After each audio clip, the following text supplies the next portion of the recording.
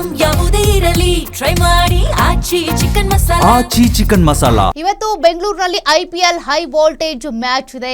RCB CSK ಸೆಣಸಾಟಕ್ಕೆ count down ಶುರುವಾಗಿದೆ. ಇವತ್ತು ಸಂಜೆ 7:30ಕ್ಕೆ ಚಿನ್ನಸ್ವಾಮಿ ಸ್ಟೇಡಿಯಂನಲ್ಲಿ ಮ್ಯಾಚ್ ಇದೆ. ಮ್ಯಾಚ್ ನೋಡೋದಕ್ಕೆ ಅಂತ ಜನರು ಕುತೂಹಲದಿಂದ ಕಾಯ್ತಿದ್ದಾರೆ. ಚೆನ್ನೈ ವಿರುದ್ಧ ಗೆದ್ದು ಬೀಗೋದಕ್ಕೆ RCB ಕಾತುರದಿಂದ ಇದೆ.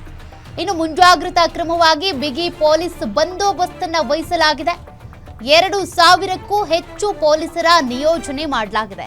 ಪ್ರತಿ ಗೇಟ್ನಲ್ಲೂ ಕೂಡ ACP ರ್ಯಾಂಕ್ ಅಧಿಕಾರಿಗಳ ಕಣ್ಗಾವಲಿರುತ್ತೆ.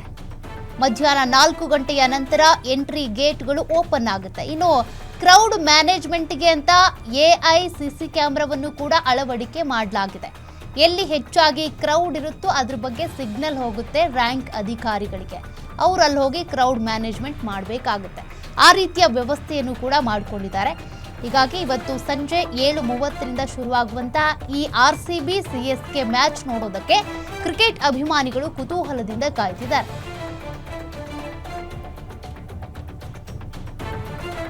ನೋಡಿ, RCB ಮತ್ತು CSK ಮ್ಯಾಚ್ ಅಂತ ಬಂದಾಗ RCBಗೂ ಬಹುದೊಡ್ಡ ಫ್ಯಾನ್ಸ್ ಬಳಗ ಇದೆ. ಅದೇ ರೀತಿಯಾಗಿ CSKಗೂ ಕೂಡ ಅದೇ ರೀತಿಯ ಫ್ಯಾನ್ ಬೇಸ್ ಇದೆ. ಇಬ್ಬರ ಒಂದು ಮ್ಯಾಚನ್ನು ನೋಡಬೇಕು ಅನ್ನುವಂಥ ಕಾರಣಕ್ಕೆ ಎರಡೂ ಕಡೆಯಿಂದನೂ ಕೂಡ ಕುತೂಹಲ ಇದ್ದೇ ಇದೆ. CSK ಗೆಲ್ಲಬೇಕು ಅಂತಾನೂ ಕೆಲವರು, ಇನ್ನು RCB ಗೆಲ್ಲೇಬೇಕು ಅಂತಾನೂ ಅದಕ್ಕೆ ಪೂಜೆ ಪ್ರಾರ್ಥನೆ ಹೋಮ ಹವನ ಮಾಡಿದವರೆಲ್ಲರೂ ಇದ್ದಾರೆ. ಇದು 2ನೇ ಮ್ಯಾಚ್. ಈ ಮ್ಯಾಚಲ್ಲಿ ನಮ್ಮ RCBನೇ ಗೆಲ್ಲಬೇಕು ಅಂತೇಳಿ ಹಾರೈಸ್ತಾ ಇದ್ದಾರೆ. ಒಟ್ಟಿನಲ್ಲಿ ಎಲ್ಲ ರೀತಿಯ ಭದ್ರತೆ ಇದೆ. ಒಂದಷ್ಟು ಬದಲಾವಣೆಗಳನ್ನು ಮಾಡಲಾಗಿದೆ ಸ್ಟೇಡಿಯಂನಲ್ಲಿ. ಪ್ರತಿ ಗೇಟ್ನಲ್ಲೂ ಕೂಡ ರ್ಯಾಂಕ್ ಅಧಿಕಾರಿಗಳಿರ್ತಾರೆ.